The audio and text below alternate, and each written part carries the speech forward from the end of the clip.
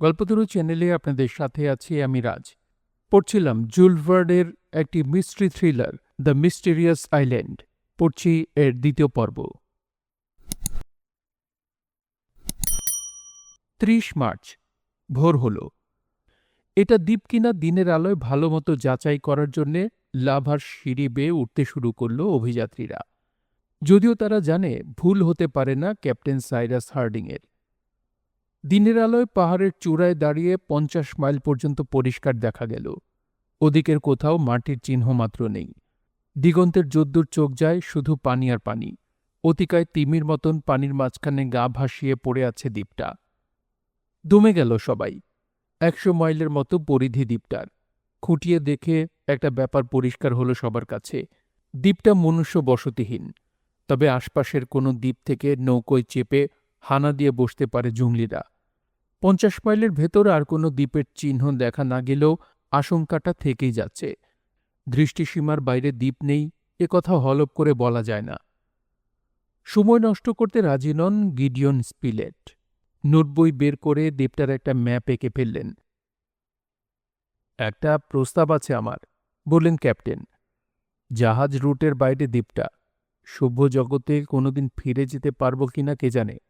সুতরাং দ্বীপের পাহাড়, জঙ্গল, নদী, উপসাগর আর অন্তরীপগুলোর নামকরণ করে ফেলতে চাই। রাজি হয়ে গেল সবাই। পেনক্রাফটই বলল প্রথমে, এ দ্বীপে প্রথম নামকরণ হয়েছে চিমনি গুহার। এ নামটাই বহাল থাকুক। আপত্তি আছে কারো? কেউই আপত্তি করল না। এর পরের নামকরণগুলোর বেশিরভাগই আমেরিকার বিখ্যাত জায়গার নামানুসারে করা হল। কারণ অভিযাত্রীরা সবাই আমেরিকান। নেবের বাড়ি আফ্রিকায় হলেও এখন সে আমেরিকার অধিবাসী।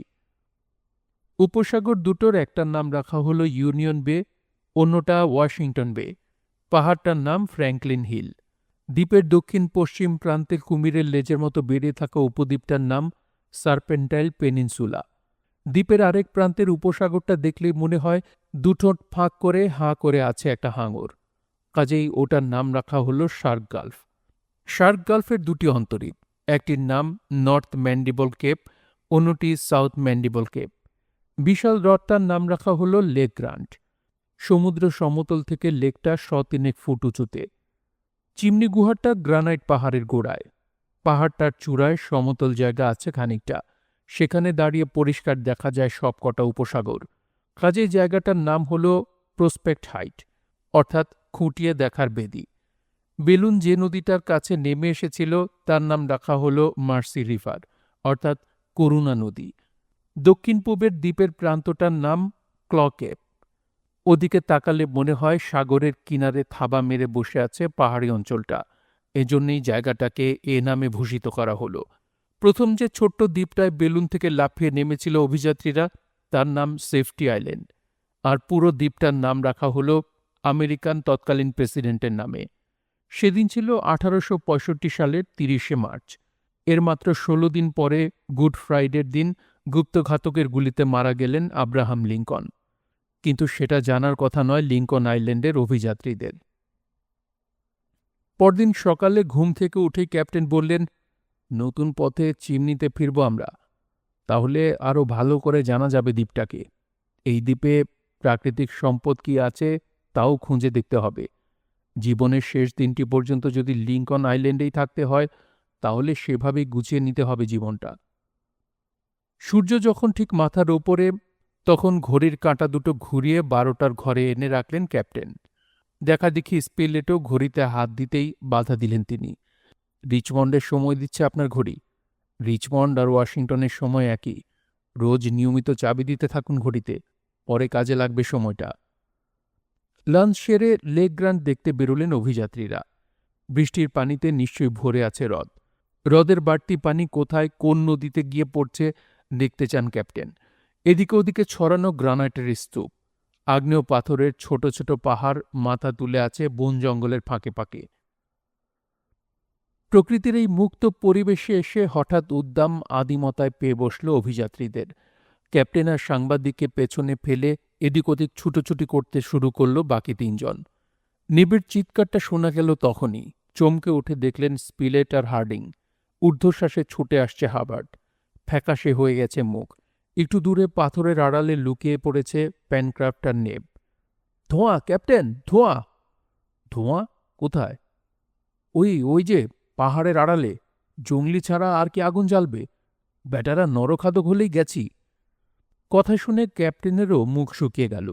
নিরস্ত্র অবস্থায় জঙ্গলিদের বিরুদ্ধে কি করে দাঁড়াবেন ওরা? স্পিলেটকে বললেন, চুপি চুপি এগিয়ে দেখলে কেমন হয়? চলুন। দেখে মনে হলো একটুও ভয় পাননি স্পিলেট। পাহাড়ের গায়ে গা মিলিয়ে ঝোপঝাড়ের আড়ালে আড়ালে উপরে উঠতে শুরু করলেন দুজনে। আগুনটার কাছাকাছি পৌঁছে অতি সাবধানে উঁকি মেরে দেখলেন ক্যাপ্টেন। পরক্ষণে গলা ফাটিয়ে হো হো করে হেসে উঠলেন। অন্যেরাও উঠে এসেছে ক্যাপ্টেনের পিছনে পিছনে। হতভম্ব হয়ে ক্যাপ্টেনের মুখের দিকে চেয়ে রইল সবাই। হাসতে হাসতে বললেন ক্যাপ্টেন, আগুনই মিস্টার স্পিলেট, তবে মানুষের জ্বালানো নয়, গন্ধকের গুঁড়োর হলদে ধোঁয়া। গলার ঘায়ের চমৎকার ওষুধ এই গুঁড়ো। তাই নাকি? লাফ মেরে কাছে এসে দাঁড়ালেন স্পিলেট, সাথে সাথে আর সবাই। পাহাড়ের গা বেয়ে চলেছে নীল আগুনের স্রোত। পাথরের গা বেয়ে নামতে নামতে বাতাসের অক্সিজেন শুষে নিয়ে সালফিউরিক অ্যাসিডের কড়া গন্ধ ছড়াচ্ছে তরল গন্ধক। দেখেছেন? বললেন ক্যাপ্টেন। গন্ধকের আগুনের রং নীল, লাল নয়। কিন্তু ব্যাপার কি ক্যাপ্টেন? জিজ্ঞেস করলেন স্পিলেট। নীল আগুন ছড়িয়ে পাহাড়ের গা বেয়ে গন্ধকের স্রোত বয়ে চলেছে কেন? আশপাশের গ্রানাইট পাথর দেখলেই এর কারণ বোঝা যায়। এককালে যথেষ্ট অগ্ন্যুৎপাতের ফলে লাভা জমে জমে সৃষ্টি হয়েছে এই গ্রানাইট পাহাড়। হয়তো কোথাও কোনো জ্বালামুখ এখনো একেবারে নিভে যায়নি। ভূগর্ভের তরল লাভা অল্প মাত্রায় বেরিয়ে বেরিয়ে এই গন্ধক কুণ্ডে জমা হচ্ছে। কথাটা বলে তেলতেলে পানিতে আঙুল ডোবালেন ক্যাপ্টেন। জিভে ছোঁয়ালেন, বেশ মিষ্টি। অনুমান করলেন পানির তাপমাত্রা ৯৫ ডিগ্রি ফারেনহাইট। থার্মোমিটার ছাড়াই কিভাবে তাপমাত্রা আন্দাজ করা যায় তা হার্ভার্ডকে বুঝিয়ে দিলেন। হাত ডুবিয়ে দেখো, পানিটা গরমও না ঠান্ডাও না। তার মানে তোমার দেহের স্বাভাবিক তাপমাত্রা সমান। আর তোমার দেহের স্বাভাবিক তাপমাত্রা কত? ৯৫ ডিগ্রি ফারেনহাইট। বিকেল নাগাদ লেক গ্রান্টের কাছে পৌঁছে গেল অভিযাত্রীরা। লেকের চারপাশে গাছপালার ছড়াছড়ি। রং বেরঙের পাখি নেচে বেড়াচ্ছে গাছের ডালে ডালে। বেশিরভাগ গাছই ইউক্যালিপটাস আর ক্যাসুয়ারিনা গোষ্ঠীর। অস্ট্রেলিয়ান দেবদারুও আছে প্রচুর। নিউজিল্যান্ডের টুকাস ঘাসে ছাওয়া বনভূমি। কিন্তু এখন পর্যন্ত একটা নারকেল গাছও চোখে পড়ল না।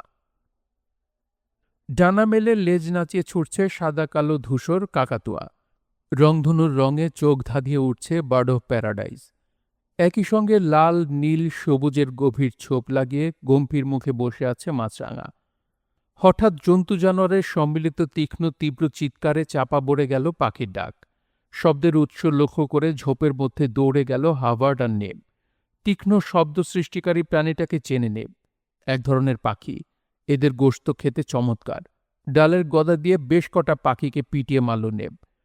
অপূর্ব সুন্দর কতগুলো পায়রা দেখল হাভার্ড। ওদের উজ্জ্বল হলদে শরীরে বিকেলের পরন্ত রোদ পড়ে চকচকে সোনালি আভার সৃষ্টি করেছে। মুগ্ধ বিস্ময়ে ওদের দিকে চেয়ে চেয়ে ভাবতে লাগল হাভার্ড, একটা শটগান হলে মন্দ হতো না। হঠাৎ ঝোপঝাড়ের মাথার উপর দিয়ে লাফ মেরে ছিটকে বেরিয়ে এলো এক ঝাঁক চতুষ্পদ প্রাণী। Kangaroo, kangaroo! খুশিতে চেঁচাতে শুরু করল হাভার্ড। খেতে কেমন? জিজ্ঞেস করল পেনক্রাফট। খেতে কেমন জিজ্ঞেস করছো? ভেড়ার গোশত খেয়েছ কখনো? আর শোনার অপেক্ষা করল না পেনক্রাফট। গদা হাতে তাড়া লাগালো ক্যাঙ্গারুগুলোকে। হাভার্ড আর টপও ছুটল পেছন পেছন। টেনিস বলের মতো ড্রপ খেতে খেতে উধাও হয়ে গেল ক্যাঙ্গারুর দল। হাঁপাতে হাঁপাতে ফিরে এলো শিকারীরা। একটা কথা ক্যাপ্টেন। ক্যাপ্টেনের দিকে ফিরে বলল পেনক্রাফট। কি? গাছের ডাল দিয়ে শিকার করা কি সম্ভব? দেখলেন তো কি দৌড়টাই না দিতে হলো। একটা বন্দুক টন্দুক যদি বানিয়ে দিতেন। সে পরে দেখা যাবে, আপাতত কিছু তীরধনুক বানিয়ে দিচ্ছি। তীরধনুক? ঠোঁট উল্টে বলল পেনক্রাফট। ও দিয়ে কি হবে? কি হবে? কদিন হলো বন্দুক আবিষ্কার হয়েছে, এর আগে তীরধনুক দিয়ে যুদ্ধ করত না লোকে। আবার কিছু খেয়ে নিয়ে রওনা হলো অভিযাত্রীরা। বন জঙ্গল চড়াই উতরাই পেরিয়ে নতুন জায়গা আর জিনিস দেখতে দেখতে পথ চলতে লাগলো ওরা। হঠাৎ 3টে ক্যাপিবারার পথ আটকে দাঁড়ালো টপ। গদা দিয়ে পিটিয়ে দুটোকে সাবার করে দিল হাভার্ড, পেনক্রাফট আর নেব। খুশিতে লাফাতে শুরু করল পেটুক পেনক্রাফট। হাঁটতে হাঁটতে একটা নদীর কাছে পৌঁছে গেল ওরা। নদীর মাটির রং লাল। মাটিতে আগরিক লোহার প্রাধান্য থাকলে এরকম হয়। নদীটার নাম দেয়া হল রেড ক্রিক। সারাটা দিন লেক গ্র্যান্টের আশেপাশে ঘুরে বেড়িয়ে বিকেল নাগাদ মার্সি নদীর বাঁ তীর ধরে হাঁটতে হাঁটতে যখন চিমনিতে পৌঁছল অভিযাত্রীরা, সাঁঝের আধার নামছে তখন। হতাশ হলেন ক্যাপ্টেন হার্ডিং। এত ঘুরেও হ্রদের বাড়তি পানি কোথায় যায় খুঁজে পেলেন না। রাতের খাওয়া শেষে আগুনের পাশে গোল হয়ে বসল সবাই। পকেট থেকে একে একে কয়েকটা জিনিস বের করলেন ক্যাপ্টেন হার্ডিং। জিনিসগুলো খনিজ লোহা, চুন, কয়লা আর কাদামাটি। সারাদিন ধরে নমুনাগুলো সংগ্রহ করে পকেটে ভরে রেখেছেন তিনি। সবাই জিনিসগুলোর দিকে জিজ্ঞাসু দৃষ্টিতে তাকাতেই বললেন ক্যাপ্টেন, প্রাকৃতিক সম্পদকে কাজে লাগানোই বুদ্ধিমানের কাজ। কাল থেকে সে কাজই শুরু করতে হবে আমাদের। পরদিন সকালে খাওয়া দাওয়ার পর কাজের জন্য তৈরি হল সবাই। একেবারে গোড়া থেকে শুরু করতে হবে সবকিছু। ক্যাপ্টেন বললেন, কাঠ আর কয়লার অভাব নেই দ্বীপে। শুধু তন্দুরটা হলেই আগুনে পুড়িয়ে মাটির বাসন পেয়ালা তৈরি করে ফেলা যাবে। তন্দুর? অবাক কণ্ঠে প্রশ্ন করল প্যানক্রাফট। তন্দুর পাবো কোথায়? বানিয়ে নেব ইট দিয়ে। ইট পাবো কোথায়? কাদামাটি দিয়ে বানিয়ে আগুনে পুড়িয়ে নিতে হবে। ইট পোড়ানোর জায়গাতেই খাড়া করব তন্দুরটা। তাতে ঝামেলা কমবে, সময়ও বাঁচবে। চিমনি থেকে খাবার পৌঁছানোর দায়িত্ব থাকবে নেবের ওপর। ইট তৈরির কারখানাটা কোথায় বসাবো? হ্রদের পশ্চিম তীরে। প্রচুর কাদামাটি আছে সেখানে। কাল দেখে এসেছি আমি। শিকারের হাতিয়ারের কিন্তু বড় অভাব আমাদের, স্পিলেট বললেন। ইস, এখন যদি অন্তত একটা ছুরিও থাকত, আক্ষেপ করে বলল পেনক্রাফট। ছুরি, তাই না? তাহলে একটা ছুরি দরকার। বলতে বলতে এদিক ওদিক চাইতে লাগলেন ক্যাপ্টেন। টপের দিকে চোখ পড়তেই কে যেন ভাবলেন। তারপর ডাকলেন, টপ, এদিক আয় তো। টপ কাছে এসে দাঁড়াতেই ওর গলা থেকে বেল্টটা খুলে নিলেন ক্যাপ্টেন। দুহাতে চাপ দিয়ে বেল্টে আটকানো টেম্পার্ড স্টিলের বকলসটা মাঝখান থেকে দুটুকরো করে ভাঙলেন। পেনক্রাফটের দিকে টুকরো দুটো এগিয়ে দিয়ে বললেন, এই নাও, পাথরে ঘষে শান দিয়ে নিলেই দুটো ছুরি পেয়ে যাবে তুমি। প্রায় 2 ঘণ্টা খরচ করে অদ্ভুত ছুরিতে শান দিয়ে নিল পেনক্রাফট। তারপর গন্তব্যস্থলের দিকে রওনা দিল সবাই।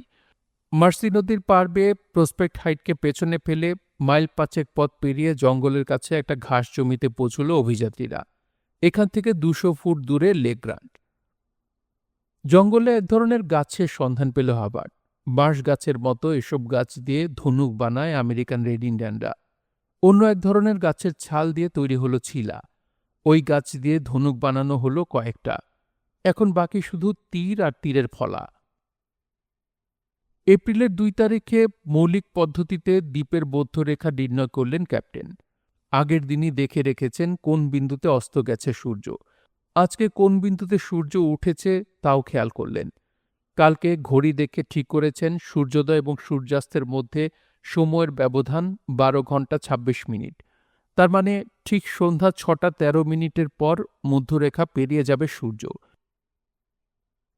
হ্রদের তীরে খুঁজে খুঁজে ইট বানানোর উপযোগী মাটি জোগাড় করে কাজে লেগে গেল সবাই।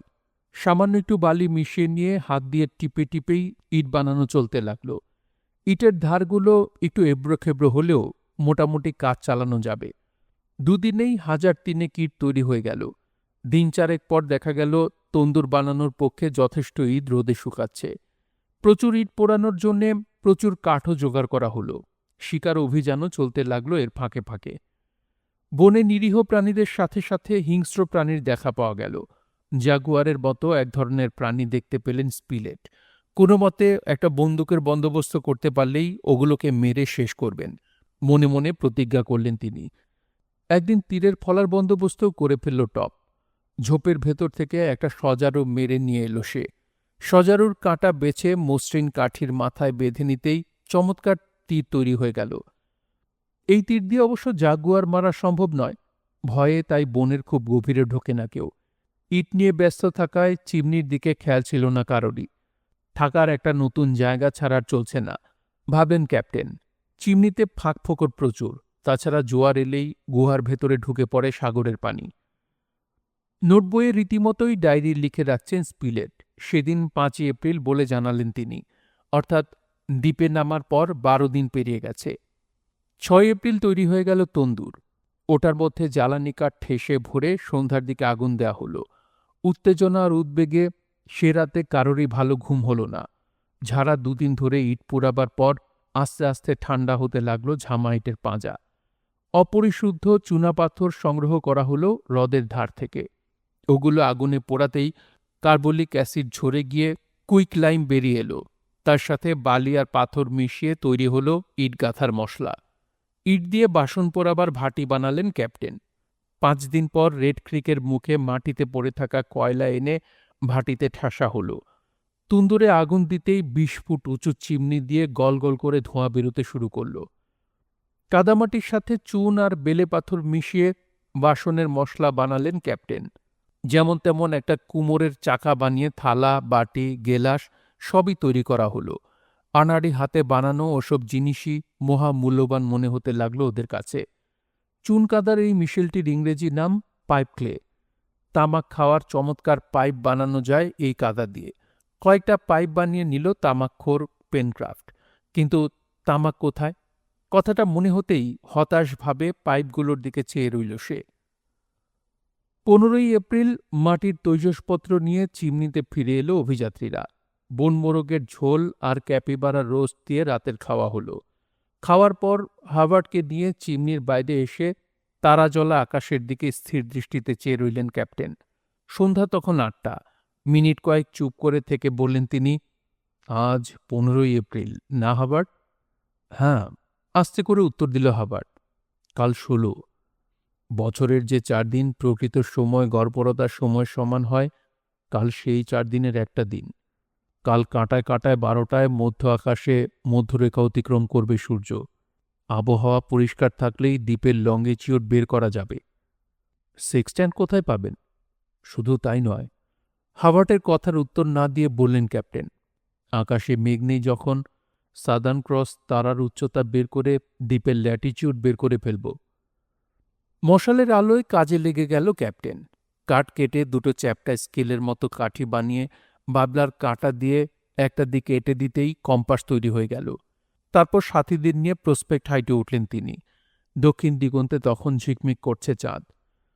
দক্ষিণ মেরু ঘেঁষে আলফা নক্ষত্রের উপরিভাগে হঠাৎ যেন আকাশ ফুঁড়ে আবির্ভূত হল সার্দার্ন ক্রস। দক্ষিণ মেরু থেকে আলফার ব্যবধান 27 ডিগ্রি। কম্পাসের একটা কাঁটা আলফার দিকে, অন্যটা সাগরের দিগন্তের দিকে ফেরালেন ক্যাপ্টেন। দিগন্ত থেকে আলফার কৌণিক দূরত্ব পাওয়া গেল। এখন অঙ্ক কষলেই দিগন্ত থেকে আলফার উচ্চতা বের করে নেওয়া যাবে। ওই কৌণিক দূরত্বের ওপরই নির্ভর করছে ল্যাটিটিউড। হিসেবটা আগামী দিনের জন্য মুলতবি রেখে চিমনিতে ফিরে এলেন সবাই। পরদিন ইস্টার সানডে, কাজেই সেদিন আর কোনো কাজ করবে না বলে সিদ্ধান্ত নিল অভিযাত্রীরা। বিকেল নাগাদ ক্যাপ্টেন এক অসাধারণ আবিষ্কার করে বসলেন। একটা গাছ, নাম ওয়ামউড। এই গাছ শুকিয়ে পটাশিয়াম নাইট্রেটে চুবিয়ে নিলে দেশলাইয়ের মতো দাহ্য পদার্থ তৈরি করা যায়। খুঁজতে খুঁজতে পটাশিয়াম নাইট্রেট অর্থাৎ সোরারও সন্ধান পাওয়া গেল। সারাটা দ্বীপে প্রাকৃতিক সম্পদের ছড়াছড়ি। ক্রমেই আশায় আনন্দে উদ্বেলিত হয়ে উঠছে অভিযাত্রীদের অন্তর। নতুন এক দৃষ্টিকোণ থেকে দেখতে পাচ্ছে ওরা নিজেদের, আবিষ্কার করছে নিজেদের অন্তর্নিহিত ক্ষমতা। মাপজোকের কাজ শুরু করলেন ক্যাপ্টেন। আগের রাতের অর্ধেক বের করে রাখা ল্যাটিটিউডের কাজ শেষ করতে হবে। তাই সাগরতীর থেকে 20 ফুট আর পাহাড় থেকে 500 ফুট দূরে একটা 12 ফুট লম্বা লাঠি পুঁতলেন ক্যাপ্টেন। লাঠিটার 2 ফুট রইল মাটির তলায়, 10 ফুট ওপরে। তারপর পিছু হটতে লাগলেন ক্যাপ্টেন। মাঝে মাঝে মাটিতে শুয়ে পড়ে দেখলেন লাঠির মাথা পাহাড়ের চূড়ার সাথে এক সরল রেখায় দেখা যাচ্ছে কিনা। যেখান থেকে সরল রেখায় দেখা গেল সেখান থেকে একটা কাঠি পুঁতলেন। মেপে দেখা গেল কাঠি থেকে লাঠির দূরত্ব 15 ফুট আর পাহাড়ের দূরত্ব 500 ফুট। এবার শুরু হলো জ্যামিতিক হিসাব। হাওয়ার্ডকে বোঝালেন সমকোণী ত্রিভুজ আকারে ছোট বড় হলেও অনুরূপ ভুজগুলো সমানুপাতিক। ঝিনুক দিয়ে মাটিতে অঙ্ক কষে পাহাড়ের উচ্চতা বের করে ফেললেন তিনি। পাহাড়টার উচ্চতা দেখা গেল 333 ফুট। পাহাড়ের উচ্চতা মাপা শেষ করে আগের রাতে বানানো কাটা কম্পাস নিয়ে বসলেন ক্যাপ্টেন। বালির ওপরে একটা বৃত্ত এঁকে বৃত্তটাকে 360 ভাগে ভাগ করলেন। কাটা কম্পাসের 2 কাটার মাঝখানের কৌণিক দূরত্ব পাওয়া গেল। কম্পাসের হিসেব অনুযায়ী দক্ষিণ মেরু থেকে আলফার উচ্চতা 27 ডিগ্রি। কৌণিক দূরত্বের সঙ্গে জোড়া হল। এই ২৭ ডিগ্রি পাহাড়ের উচ্চতাকে সমুদ্রপৃষ্ঠের পর্যায়ে এনে অঙ্ক কষতেই সব মিলিয়ে হলো ৫৩ ডিগ্রি। মেরু থেকে নিরক্ষরেখা ৯০ ডিগ্রি। এখন ৯০ ডিগ্রি থেকে ৫৩ ডিগ্রি বাদ দিলে থাকল ৩৭ ডিগ্রি। লিঙ্কন দ্বীপের দক্ষিণ ল্যাটিচিউড হচ্ছে ৩৭ ডিগ্রির কিছু কম বা বেশি, অর্থাৎ ৩৫ থেকে ৪০-এর মধ্যে। মাথা তুলে সঙ্গীদেরকে ফলাফল জানালেন ক্যাপ্টেন। এবার লঙ্গিটিউড নির্ণয় করতে হবে। ওটা দুপুরের জন্য মুলতবি রেখে সবাইকে নিয়ে বেড়াতে বেরোলেন ক্যাপ্টেন। হাঁটতে হাঁটতে চলে এলেন সবাই হ্রদের উত্তর পার আর শার্ক গালফের মাঝখানে। অসংখ্য সিল মাছ রোদ পোহাচ্ছে গালফের তীরে। এদিক ওদিক বালির উপর ছড়িয়ে ছিটিয়ে আছে শাঁখ, ঝিনুক আর শামুকের খোলা। হাঁটু জলে ঝিনুকের বিরাট ক্ষেত আবিষ্কার করল নেব। এই ঝিনুকের ভেতরেই মুক্ত পাওয়া যায়। মুক্তোর ক্ষেতের দিকে খেয়ালই নেই ক্যাপ্টেনের। সিলগুলোর দিকে চেয়ে মন্তব্য করলেন তিনি, আবার আসতে হবে এখানে। হঠাৎ কি মনে হতে ঘড়ি দেখলেন ক্যাপ্টেন। সাগর তীরে পরিষ্কার জায়গা দেখে ৬ ফুট লম্বা একটা লাঠি পুঁতে মাথাটা সামান্য দক্ষিণে হেলিয়ে দিলেন। তৈরি হয়ে গেল সূর্য ঘড়ির কাঁটা। কাঠির ছায়ার দিকে নজর রাখলেন হার্ডিং। ছায়া যখন সবচেয়ে ছোট হবে তখন বুঝতে হবে ঠিক ১২টা বেজেছে। ছোট ছোট কাঠি পুঁতে ছায়ার ছোট হওয়ার হিসেব রাখতে লাগলেন ক্যাপ্টেন। ছায়া যখন একেবারে ছোট হয়ে আবার বড় হতে যাচ্ছে তখন স্পিলেটকে জিজ্ঞেস করলেন তিনি, কটা বাজে? ৫টা বেজে ১ মিনিট। রিচমন্ডের সময়ের সঙ্গে মেলানো ঘড়ির সময় বললেন স্পিলেট। হিসেব শুরু করলেন হার্ডিং। ওয়াশিংটন থেকে লিঙ্কন দ্বীপের ব্যবধান হল ৫ ঘন্টা। ঘন্টায় ১৫ ডিগ্রি পথ অতিক্রম করছে সূর্য, মানে ৫ ঘন্টায় ৭৫ ডিগ্রি। গ্রিনউইচের ৭৭ ডিগ্রি পশ্চিমে অবস্থিত ওয়াশিংটন। লিঙ্কন দ্বীপের লঙ্গিটিউড হচ্ছে ১৫২ ডিগ্রি পশ্চিম, অর্থাৎ ১৫০ থেকে ১৫৫-এর মধ্যে। সোজা কথায় সভ্য লোকের সাথে কোনো যোগাযোগ নেই লিঙ্কন দ্বীপের। প্রশান্ত মহাসাগরের এই অক্ষাংশ দ্রাঘিমাংশে কোনো দ্বীপের চিহ্ন কখনো কোনো ম্যাপে দেখেছেন কিনা মনে করতে পারলেন না ক্যাপ্টেন। লিঙ্কন দ্বীপ থেকে তাহিতি এবং প্রশান্ত দ্বীপপুঞ্জের দূরত্ব কম করে হলেও ১২০০ মাইল। নিউজিল্যান্ড এখান থেকে ১৮০০ মাইলেরও বেশি দূরে। আর প্রায় ৪,৫০০ মাইলের মতো দূরে হবে আমেরিকার উপকূল। ভেলায় করে এত পথ পাড়ি দেওয়া অসম্ভব, নৌকো দরকার। পরদিন ১৭ই এপ্রিল। আলোচনায় বসলেন দ্বীপবাসীরা। তৈজসপত্র তৈরি শেষ, এবার যন্ত্রপাতি দরকার। আর ভালো নৌকো বানাতে হলে তো যন্ত্রপাতি ছাড়া গতিই নেই। অগ্ন্যুৎপাতের ফলে ছড়িয়ে থাকা প্রচুর খনিজ পদার্থকে কাজে লাগাতে হলে একটা লোহার কারখানা দরকার। আর সবচেয়ে বড় দরকার শীত আসার আগেই একটা বাসোপযোগী আশ্রয়। শীতকালে চিমনিতে থাকা যাবে না কোনো মতেই। বন্দুক না থাকায় পেনক্রাফটের দুঃখের সীমা নেই। স্পিলেট অবশ্য আশার বাণী শুনিয়ে যাচ্ছেন, বন্দুক বানানো আসলে এমন কিছুই না। বন্দুকের জন্য খনিজ পদার্থ, কার্তুজের জন্য সোরা, কয়লা, গন্ধক আর সীসা চাই। এইসব জিনিসের অভাব নেই দ্বীপে। কাজেই ওই জিনিসটা একদিন না একদিন বানানো হয়েই যাবে। বিশেষ করে ক্যাপ্টেন যখন আছেন। অত সোজা না, হেসে বললেন ক্যাপ্টেন। বন্দুক বানাতে উন্নত কারিগরি আর অনেক সূক্ষ্ম যন্ত্রপাতি দরকার। মাটিতে পরিশোধিত অবস্থায় থাকে না ধাতু, অক্সিজেন অথবা গন্ধকের সাথে মিশে থাকে।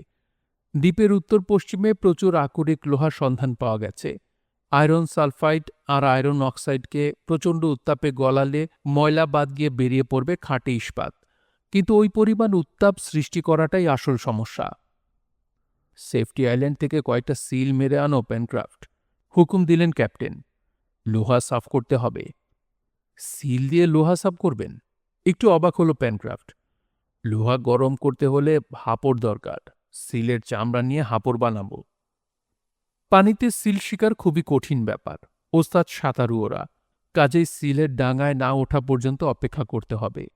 পাথরের আড়ালে লুকিয়ে রইল পেনক্রাফট, হাভার্ড আর নেব। ঘণ্টাখানেক অপেক্ষার পর পানি ছেড়ে বালির চড়ায় উঠে এলো ৬টা সিল। এক লাফে পাথরের আড়াল থেকে বেরিয়ে এলো পেনক্রাফট আর হাভার্ড। লাঠি দিয়ে পিটিয়ে মেরে ফেলল ২টো সিল। বাকিগুলো ঝাঁপ দিল পানিতে। ৩জনে মিলে চামড়া ছাড়িয়ে নিল সিল দুটোর। শুধু চামড়া দুটো নিয়ে চিমনিতে ফিরে এলো ওরা। কাঠের ফ্রেমে আটকে ভালো করে শুকনো হলো চামড়া দুটো। গাছের ছাল পাকিয়ে তৈরি হলো মজবুত দড়ি। ৩ দিনেই তৈরি হয়ে গেল ক্যাপ্টেনের হাপড়। পরদিন ২০ এপ্রিল। সকালে ঘুম থেকে উঠেই রেড ক্রিকের দিকে রওনা হয়ে গেল সবাই। বনের মধ্যে দিয়ে যেতে যেতে ঝোপঝাড় কেটে পথ করে এগোতে হলো ওদের। এতে আরও একটা লাভ হলো, ফ্র্যাঙ্কলিন হিল আর প্রসপেক্ট হাইটের মাঝে একটা সোজা রাস্তা তৈরি হয়ে গেল। জঙ্গলে জ্যাকামার পাখি বেশি, তাই জঙ্গলের নামটাও দিয়ে ফেলল জ্যাকামার ফরেস্ট। পথ চলতে চলতে তীরধনুক দিয়েই ক্যাঙ্গারু মেরে ফেলল হার্বার্ট আর স্পিলেট।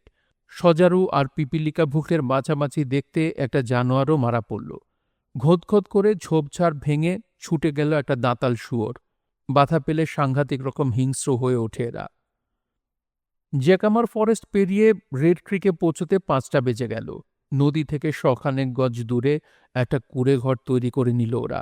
সেদিন আর কিছু করা যাবে না। আগুনের কুণ্ড জেলে একজনকে পাহারায় রেখে শুয়ে পড়ল বাকি সবাই। 21শে এপ্রিল ভোর হতেই কাজে লেগে গেল ওরা। শিরার মতো সরু সরু লোহার স্তর খুঁজে বের করল ক্যাপ্টেন। মাটির ওপর আলগাভাবে পড়ে থাকা প্রচুর কয়লাও পাওয়া গেল। মাটি দিয়ে চোঙা বানিয়ে হাঁপড়ে পরানো হলো। পরপর বিছানো হলো কয়লা লোহার স্তর। উত্তপ্ত লোহার কয়লার ফাঁক দিয়ে ঢুকবে হাঁপড়ের হাওয়া। পদ্ধতিটা প্রাচীন কিন্তু কার্যকরী। হাঁপড়ের হাওয়ায় কয়লা প্রথমে কার্বনিক অ্যাসিডে পরিণত হবে, তারপর কার্বন মনোক্সাইডে। ফলে আয়রন অক্সাইড থেকে বেরিয়ে যাবে অক্সিজেন, থাকবে শুধু আয়রন। এভাবে লোহা পাওয়া যেতেই তা দিয়ে হাতুড়ি, কাঁচি, খুন্তি, কুড়াল, কোদাল একটার পর একটা তৈরি হয়ে গেল। তরল লোহার সাথে পরিমাণ মতো কয়লা মিশিয়ে ইস্পাত পর্যন্ত বানিয়ে ফেললেন ক্যাপ্টেন। এভাবেই বুদ্ধি আর মেহনতের জোরে সমস্ত নিত্য প্রয়োজনীয় যন্ত্রপাতি তৈরি করে ফেলল ওরা। ইস্পাতের যন্ত্রপাতি, অস্ত্রশস্ত্র ইত্যাদি নিয়ে 5ই মে চিমনিতে ফিরে এলো সবাই। মে মাসের 6 তারিখে আকাশের অবস্থা দেখে চিন্তা বেড়ে গেল ওদের। শীত আসতে দেরি নেই। তার উপর আরও একটা কথা বললেন ক্যাপ্টেন। এইসব নির্জন দ্বীপে প্রায় আস্তানা গাড়তে আসে মালয় জলদস্যুরা। শীঘ্রই চিমনি চেড়ে একটা অপেক্ষাকৃত নিরাপদ গুহায় আশ্রয় না নিলে চলছে না আর। কোথায় পাওয়া যাবে সেরকম আস্তানা? চিমনির চেয়ে বড় গুহা কোথায়? পাহাড় খুঁড়ে নতুন গুহা বানানো সহজ কথা নয়। কাজে গুহা খুঁজতে লেগে গেল ওরা। গুহা খুঁজতে গিয়ে সারা লেকটা ঘুরে এসেছেন ক্যাপ্টেন, কিন্তু একটা রহস্যের মীমাংসা করতে পারলেন না কিছুতেই। রেড ক্রিকের পানি হ্রদে এসে পড়ছে, কিন্তু বেরোচ্ছে কোন দিক দিয়ে? নিশ্চয়ই বাড়তি পানি বেরিয়ে গিয়ে সাগরে পড়ছে, না হলে পানিতে সয়লাভ হয়ে যেত আশপাশটা। যেখান দিয়ে খুশি বেরুক না ওটার পানি, তাতে আমাদের কি? ক্যাপ্টেনের রকম সকম দেখে বললেন স্পিলেট। আমাদের কি? বাড়তি পানি যদি মাটির নিচে কোনো সুড়ঙ্গ পথে বেরোয়, তাহলে সেটাকে বাড়ি বানালে চমৎকার হয় না? এবার বুঝলেন স্পিলেট হ্রদের পানি বেরোনোর পথটা খুঁজে পাওয়ার জন্যে ক্যাপ্টেন এত ব্যস্ত হয়ে উঠেছেন কেন। হ্রদের পাড়ে হাঁটতে হাঁটতে বিশাল এক সাপ দেখে চেঁচাতে লাগল টপ। 14-15 ফুট লম্বা সাপটা। লাঠি দিয়ে পিটিয়ে সাপটাকে মেরে ফেলল নেব। ঢোড়া জাতীয় সাপ, নির্বিষ, বললেন ক্যাপ্টেন। হ্রদ আর রেড ক্রিকের সঙ্গমস্থলে এসে পৌঁছতেই কেন যেন ভীষণ অশান্ত হয়ে উঠল টপ। হ্রদের কাছে ছুটে গিয়ে পরক্ষণেই ফিরে আসছে। কখনো পানির ধারে থমকে দাঁড়িয়ে মরিবের দিকে চেয়ে কি যেন বোঝাতে চাইছে। হ্রদের পানিতে কি কিছু দেখতে পেয়েছে টপ? একটু অবাক হলেন ক্যাপ্টেন। হঠাৎ দৌড়ে গিয়ে পানিতে ঝাঁপিয়ে পড়ল টপ। এই টপ, উঠে আয় জলদি, ডাকলেন ক্যাপ্টেন। ওখানকার পানিতে নিশ্চয়ই কিছু আছে, হার্বার্ট বললেন। কুমির না তো? স্পিলেট জিজ্ঞেস করলেন। না, এই ল্যাটিচিউডে কুমির থাকে না, উত্তর দিলেন ক্যাপ্টেন। ক্যাপ্টেনের ডাকে পানি থেকে উঠে এলেও কিছুতেই শান্ত হতে পারল না টপ। লম্বা ঘাসের মধ্যে দিয়ে পানির কিনারা ধরে হাঁটতে শুরু করেছে কুকুরটা, যেন পানির তলায় হেঁটে বেড়াচ্ছে কেউ। তার সঙ্গ ছাড়তে চাইছে না সে। অথচ শান্ত পানির উপরিভাগটা খুঁটিয়ে দেখেও তলার কিছু আঁচ করতে পারছে না অভিযাত্রীদের কেউ। দারুণ বিস্মিত হয়েছেন ক্যাপ্টেনও। আধ ঘন্টা এক নাগারে টপের পেছন পেছন হেঁটে প্রসপেক্ট হাইটে এসে পৌঁছে গেলেন অভিযাত্রীরা। হঠাৎ থমকে দাঁড়িয়ে পড়ল টপ। হ্রদের শান্ত পানির দিকে তাকিয়ে আগের চেয়েও বেশি চেঁচামেচি শুরু করে দিল। পরক্ষণেই বিশাল একটা তিমি জাতীয় প্রাণী ভেসে উঠল পানির ওপর। কেউ কিছু বোঝার আগেই পানিতে ঝাঁপ দিল টপ। সাঁতরাতে লাগল প্রাণীটার দিকে। বিশাল হাঁ করে টপকে গিলতে এলো ওটা। কয়েক মুহূর্ত হুটুপুটি করেই টপকে নিয়ে পানিতে ডুব দিল অতিকায় জলজন্তু। আর ফিরবে না টপ, বিষণ্ণ বদনে বিড়বিড় করল নেব। সেও ঝাঁপিয়ে পড়তে যাচ্ছিল, কিন্তু বাধা দিলেন ক্যাপ্টেন। এমন সময় সবাইকে হতভম্ব করে দিয়ে পানির 2 ফুট ওপরে ছিটকে পড়ল টপ। আশ্চর্য কাণ্ড! ভেসে উঠেই তীরের দিকে সাঁতরাতে শুরু করল সে। ডাঙায় উঠতেই ওর উপর হুমড়ি খেয়ে পড়ল সবাই, কিন্তু না, শরীরের কোথাও তো আঘাতের চিহ্ন নেই। দানবীয় প্রাণীর হাত ফসকে বেরিয়ে এলো, অথচ বিন্দুমাত্র আঁচড়ও লাগেনি গায়ে। এতক্ষণ টপের দিকে মনোযোগ থাকায় পানির দিকে কেউ তাকায়নি। হঠাৎ সেদিকে হার্ভার্টের নজর পড়তেই চেঁচিয়ে উঠল সে, আরে দেখুন দেখুন, কি আলোড়ন উঠছে শান্ত পানিতে! পানির নিচে মারামারি করছে নাকি কেউ? বিকেল গড়িয়ে গোধূলির রক্তিম আভা দেখা দিয়েছে তখন। হ্রদের পানিতেও তার প্রতিফলন দেখা যাচ্ছে। সহসা যেন আরও লাল হতে শুরু করল হ্রদের পানি। রক্ত মিশছে হ্রদের পানিতে। খানিক পরই পানির ওপর ভেসে উঠল অতিকায় প্রাণীটা, মৃত। নিষ্প্রাণ প্রাণীটা ডাঙায় টেনে আনল অভিযাত্রীরা। আরে এই যে ডুঙ্গো, বলল হার্ভার্ট। স্থিরদৃষ্টিতে ডুঙ্গোটার গলার দিকে তাকিয়ে আছেন ক্যাপ্টেন। গলাটা কাটা, ধারালো অস্ত্রের আঘাতে কেটে গেছে। ছুরি, সংক্ষেপে উচ্চারণ করলেন ক্যাপ্টেন। ছুরি? মুখ কালো হয়ে গেল নেবের। ভূত আছে নাকি হ্রদের পানিতে? কে জানে, দ্বীপে আসার পর থেকেই তো ভৌতিক সব কাজ কারবার ঘটে চলেছে। বেলুন থেকে পড়ে যাওয়ার পর ডুবলাম না কেন? অজ্ঞান অবস্থায় আমাকে সাগর তীর থেকে গুহায় পৌঁছে দিল কে? টপকে শুকনো অবস্থায় কে পৌঁছে দিয়েছিল তোমাদের কাছে? এইমাত্র সাক্ষাৎ মৃত্যুর হাত থেকে কে বাঁচালো টপকে? ছুরি মেরে ডুঙ্গোটাকে হত্যা করল কে? নিজে অদৃশ্য থেকে আমাদের উপর তীক্ষ্ণ নজর রেখে চলেছে কে সে? চিন্তা ভারাক্রান্ত বনে সেদিন চিমনিতে ফিরে এলো অভিযাত্রীরা। ৭ মে স্পিলেটকে নিয়ে প্রসপেক্ট হাইটে উঠলেন ক্যাপ্টেন। রান্নার জন্যে চিমনিতে রইল নেব। কাঠকোটো আনতে নদীর ধারে গেল হার্ভার্ট আর পেনক্রাফট। হ্রদের পানির দিকে চেয়ে কি যেন ভাবছেন ক্যাপ্টেন। এইখানেই গতকাল মারা গিয়েছে ডুগংটা। কি এক রহস্যের অনুসরণ করে টপ তাদেরকে পথ দেখিয়ে এনেছে এখানে। হঠাৎ পানিতে একটা স্রোতের টান লক্ষ্য করলেন ক্যাপ্টেন। কয়েকটা পাতাসহ ছোট্ট শুকনো গাছের ডাল ওখানে ছুড়ে দিতেই পানির টানে ভেসে চলল ওগুলোকে অনুসরণ করে চললেন দুজনে। হ্রদের দক্ষিণ পাড়ে পৌঁছে এখানকার পানিতে ঘূর্ণিপাক দেখতে পেলেন ক্যাপ্টেন। হাতের লাঠি ডুবিয়ে পানির টান পরীক্ষা করতে যেতেই হাত থেকে ছুটে গেল লাঠিটা। সাঁ করে ঘূর্ণির কাছে গিয়ে টুপ করে তলিয়ে গেল সেটা। সেজদার ভঙ্গিতে বসে পড়ে মাটিতে কান পাতলেন ক্যাপ্টেন। একটু পরই হাসি মুখে উঠে দাঁড়িয়ে বললেন, স্পষ্ট গুমগুম শব্দ শোনা যাচ্ছে। ফুটখানেক নিচে রয়েছে সুড়ঙ্গ। তা না হয় আছে, কিন্তু এরপর কি করবেন? অন্য কোনো পথে পানি বের করে দিয়ে শুকিয়ে নেব সুড়ঙ্গটা। কিন্তু কি করে?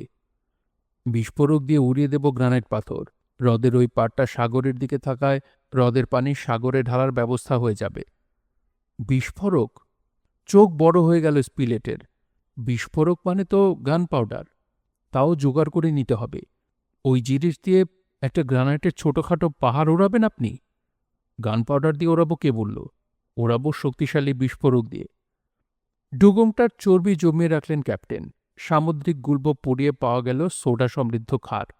সেই সোডা দিয়ে সাবান বানাতেই চর্বি থেকে আলাদা হয়ে গেল গ্লিসারিন। প্রাকৃতিক কয়লার স্তর থেকে পাওয়া গেল খনিজ ধাতু। মনমন পাইরাটস পুড়িয়ে পাওয়া গেল crystal of sulphate of iron. আর এর থেকে তৈরি হল সালফিউরিক অ্যাসিড। ফ্র্যাঙ্কলিন পাহাড়ের তলা থেকে খুঁজে আনা হল সোডা। সালফিউরিক অ্যাসিডের সাথে সোডা মিশিয়ে তৈরি হল নাইট্রিক অ্যাসিড। তাতে গ্লিসারিন মেশাতেই পাওয়া গেল কয়েক বোতল হলুদ রঙের তেলতেলে তরল পদার্থ। ব্যাস, তৈরি হয়ে গেল বিস্ফোরক। বন্ধুদের উদ্দেশ্যে বললেন ক্যাপ্টেন, জানো এর নাম কি? নাইট্রোগ্লিসারিন। এ জিনিস আর একটু থাকলে পুরো দ্বীপটাকেই উড়িয়ে দেওয়া যেত। তাহলে ওইটুকুন তরল পদার্থ দিয়েই গ্রানাইটের স্তূপ গুঁড়ো করতে যাচ্ছেন আপনি? পেনক্রাফটের কথায় সন্দেহের সুর। তাই করব। কাল ছোট্ট একটা গর্ত খুঁড়বে তুমি, মজা দেখবে তারপরই। পরদিন সকাল সকাল খেয়ে নিয়ে লেক গ্র্যান্টের পূর্ব পাড়ে চলে গেল পেনক্রাফট। সারাদিন ধরে গাইতি চালালো সে। মাঝে মাঝে নেব এসে সাহায্য করে গেল ওকে। বিকেলের দিকে খোঁড়া হলো গর্ত। ভয়ঙ্কর এক্সপ্লোসিভ নাইট্রোগ্লিসারিন। আঘাত লাগলেই ফেটে যায়। গর্তটার উপর তেষ্টাভাবে ৩টে খুঁটি পোতা হলো। খুঁটি ৩টের মাথায় একসাথে বেঁধে ট্রাইপড বানিয়ে বাঁধা জায়গা থেকে ঝুলিয়ে দেওয়া হলো একটা ভারী লোহার পিণ্ড। পিণ্ড বাঁধা দড়ির সঙ্গে আরেকটা দড়ি লাগিয়ে সেটা টেনে নিয়ে যাওয়া হলো বেশ খানিকটা দূরে। শুকনো ঘাস পাকিয়ে তৈরি দড়িটায় গন্ধকের গুঁড়ো মাখানো হয়েছে আগেই। লোহার ডেলার ঠিক নিচে পাথরের গর্তে এবার ঢেলে দেওয়া হলো নাইট্রোগ্লিসারিন। গন্ধক মাখানো দড়ির অন্য মাথায় আগুন ধরিয়ে দিলেন ক্যাপ্টেন। দিয়েই সবাইকে নিয়ে ছুটলেন চিমনির দিকে। লোহার পিণ্ড ঝোলানো দড়িতে আগুন পৌঁছতে সময় লাগল ২৫ মিনিট। অবশ্য তার আগেই নিরাপদ জায়গায় পৌঁছে গেলেন অভিযাত্রীরা। দড়ি বেয়ে আগুন গিয়ে পৌঁছল পিণ্ড বাঁধা দড়িতে। দড়ি পুড়ে নিচের নাইট্রোগ্লিসারিনের ওপর খসে পড়ল ভারী লোহার পিণ্ড।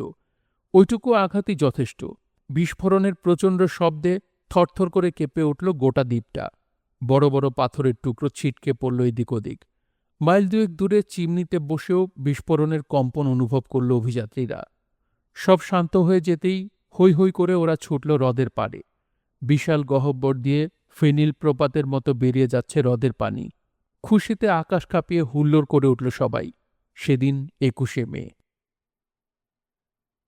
গহ্বরের বুকটা চওড়ায় ২০ ফুট, কিন্তু উচ্চতায় মাত্র ২ ফুট। এত কম উচ্চতায় চলবে না। আপাতত নেব আর পেনক্রাফ্টটি গাইতি চালিয়ে খানিকটা বড় করে নিল সুড়ঙ্গমুখ। চকমকি আর ইস্পাত ঠুকে দুটো মশালে আগুন জ্বালানো হলো। যুগ যুগ ধরে প্রবল বেগে পানি বয়ে যাওয়া আশ্চর্য সুড়ঙ্গে একে একে প্রবেশ করল সবাই। পথ সাংঘাতিক পিচ্ছিল। পা পিছলে পড়ে যাবার ভয়ে একটা দড়ি কোমরের সাথে বেঁধে নিয়েছে অভিযাত্রীরা। আগে আগে চলেছে উত্তেজিত টপ। তেমন ঢালু নয় গহ্বরের মেঝে। ক্রমশ উঁচুতে উঠে গেছে ছাদ। একটু পরই মাথা উঁচু করে দাঁড়াতে পারল ওরা। এগিয়ে চলল প্রকৃতির একান্ত গোপন এক পাথরের গুহাপথ ধরে। হঠাৎ ঘেউ ঘেউ করে চেঁচিয়ে উঠল টপ। আরও একটু এগোবার পর দেখা গেল সুড়ঙ্গের শেষ মাথায় একটা কুয়ো। কুয়োটার পাড়ে উত্তেজিতভাবে ছুটোছুটি করছে টপ, আর মাঝে মাঝে নিচের অন্ধকারের দিকে চেয়ে গো গো করে গজরাচ্ছে, যেন বলতে চাইছে, ওখানে কি করছিস, উঠে আয় দেখি, হয়ে যাক এক হাত। সবাই উঁকি মেরে দেখল কুয়োর ভেতর কিছুই নেই। হয়তো কোনো জলজন্তু ঘাপটি মেরেছিল ওখানে। ওদের আসতে দেখে পালিয়েছে। এই কুয়ো দিয়েই হ্রদের জল সাগরে গিয়ে পড়ত, অনুমান করলেন ক্যাপ্টেন। একটা জ্বলন্ত মশাল কুয়োর ভেতর ফেলে দিলেন তিনি। জ্বলতে জ্বলতে নেমে গেল মশালটা। পানির সংস্পর্শে আসতেই ছ্যাঁত করে নিভে গেল। মশালটার নিচে পড়তে কতটা সময় লেগেছে তা দেখে নিয়ে হিসেব করে বললেন তিনি, কুয়োর মুখ থেকে সমুদ্র সমতল প্রায় ৯০ ফুট নিচে। গুহার দেয়ালে গাঁইতি দিয়ে ঠুকে দেখতে লাগলেন ক্যাপ্টেন। এক জায়গায় আওয়াজটা একটু হালকা মনে হওয়ায় ওই জায়গায় খুঁড়তে বললেন পেনক্রাফ্টকে। সাথে সাথে কাজে লেগে গেল সে। পেনক্রাফ্ট পরিশ্রান্ত হয়ে গেলে ওই জায়গা দখল করল নেব। এরপর স্পিলেটের পালা। খুঁড়তে খুঁড়তে ছিদ্র হয়ে গেল দেয়াল। ক্রমশ বেড়ে চলল ছিদ্রের পরিধি। হঠাৎ হাত ফসকে দেয়ালের ফুটো দিয়ে ওপাশে ছিটকে পড়ল গাঁইতিটা। ক্যাপ্টেন মেপে দেখলেন ৩ ফুট পুরো এখানকার দেয়াল। ফুটোটা দিয়ে আলো এসে পড়েছে গুহায়। পরিষ্কার দেখা গেল এবার গুহার ভেতরটা। এক প্রান্তে ৩০ ফুট উঁচু গুহার ছাদ। ক্রমশ উঁচু হতে হতে প্রায় ৮০ ফুটে গিয়ে ঠেকেছে অন্য প্রান্তের ছাদ। ঘর পেয়ে গেছি আমরা, গম্ভীর গলায় বললেন ক্যাপ্টেন। নিচু ছাদের তলায় হবে আমাদের ভাড়ার আর শোবার ঘর, উঁচু ছাদের তলায় বসার ঘর, একটা জাদুঘরও বানিয়ে নেওয়া যাবে। বাড়ির নাম জিজ্ঞেস করল হাওয়ার্ড। গ্রানাইট হাউস, সাথে সাথে উত্তর দিলেন ক্যাপ্টেন। Hip hip hurray! সমবেত চিৎকারে প্রতিধ্বনিত হল গুহার দেয়াল। এরপর চিমনিতে ফিরে গেল সবাই। পরদিন ২২শে মে সকাল হতেই শুরু হল নতুন আস্তানার কাজ। চিমনি গুহাটাকে রেখে দেয়া হল ভবিষ্যৎ কারখানার জন্যে। প্রথমে দল বেঁধে গেল সবাই সমুদ্র তীরে। স্পিলেটের হাত ফসকে ছিটকে যাওয়া গাঁইতিটা পাওয়া গেল সেখানে। ওপরের দিকে তাকাতেই চোখে পড়ল পাহাড়ের গায়ের ফুটোটা। ঠিক হল ৫টা কক্ষ করা হবে গ্রানাইট হাউসে। ৫টা ঘরের ৫টা জানলা। দরজা থাকবে মাত্র একটা। দরজা থেকে নিচে মাটি পর্যন্ত ঝোলানোর সিঁড়ির ব্যবস্থা থাকবে। স্পিলেটের হাত ফসকে ছিটকে যাওয়া গাঁইতিটা পাওয়া গেল সেখানে। ওপরের দিকে তাকাতেই চোখে পড়ল পাহাড়ের গায়ের ফুটোটা। ঠিক হল ৫টা কক্ষ করা হবে গ্রানাইট হাউসে। ৫টা ঘরের ৫টা জানলা। দরজা থাকবে মাত্র একটা।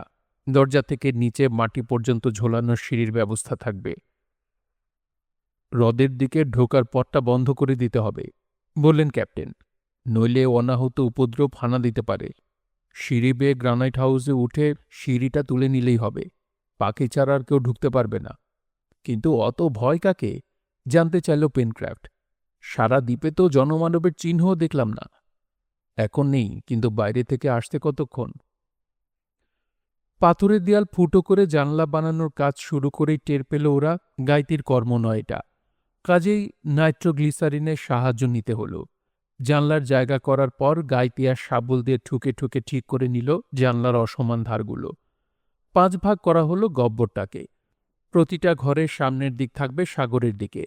আবার তৈরি হলো ইট। সেই ইট গহ্বরে তোলার জন্য বানানো হলো সিঁড়ি। একাই সিঁড়ি তৈরির ভার নিল নাবিক পেনক্রাফট। বেত পাকিয়ে সিঁড়ির দুপাশের ঝুল দড়ি তৈরি হলো। আড়াআড়িভাবে লাগানো হলো কাঠের ধাপ। সিঁড়ির দৈর্ঘ্য দাঁড়ালো 80 ফুট। ওপরের পাথরের চাতালে আটকানো হলো সিঁড়ির এক মাথা। মাঝ বরাবর আটকে দেয়া হলো আরেকটা চাতালে। গাছের ছালের দড়ি হাতে বানানো কপি কলে আটকে হাজার হাজার ইট তোলা হলো। প্রচুর চুন দিয়ে ইট গেঁথে পার্টিশন করা হলো গহ্বরের ভেতর। রান্নাঘরের ধোঁয়া বেরোবার চিমনিও তৈরি হলো ইট দিয়ে। এদিককার কাজ শেষ হয়ে গেলে বড় বড় পাথর গড়িয়ে নিয়ে বন্ধ করে দেওয়া হলো হ্রদের দিকে সুড়ঙ্গ মুখ। সিমেন্ট দিয়ে একটার সাথে আরেকটা পাথরকে আটকে দিয়ে তার উপর পুরো করে মাটির প্রলেপ লাগিয়ে ঘাসের চাপড় দেওয়া হলো। নিশ্চিহ্ন হয়ে গেল সুড়ঙ্গের মুখ। বাকি রইল ঘরের ফার্নিচার তৈরির কাজ। ওসব শীতকালের জন্য মুলতবি রাখা হলো। ওদিকে স্পিলেট আর হার্বার্ট আবিষ্কার করে বসেছে এক বিশাল খরগোশের আড্ডা। ঝাঁঝারির মতো অসংখ্য গর্ত মাটির ওপর। ওরা সারা জীবন খেয়ে শেষ করতে পারবে না অত খরগোশ। ঘর হলো, খাবারের সংস্থান হলো। আর চিন্তা কি, এবার আসুক শীত, আসুক মালয় জলদস্যু। শুনছিলেন জুল ভার্নের দ্য মিস্টেরিয়াস আইল্যান্ড। পড়ছিলাম এর 2য় পর্ব। মিস্ট্রি থ্রিলারটি আপনাদের কাছে কেমন লাগছে অবশ্যই কমেন্ট করে জানাবেন। ভালো লাগলে একটি লাইক করবেন, চাইলে শেয়ার করতে পারেন। সবাই ভালো থাকবেন, সুস্থ থাকবেন এবং গল্পতরুর সঙ্গেই থাকবেন। ধন্যবাদ।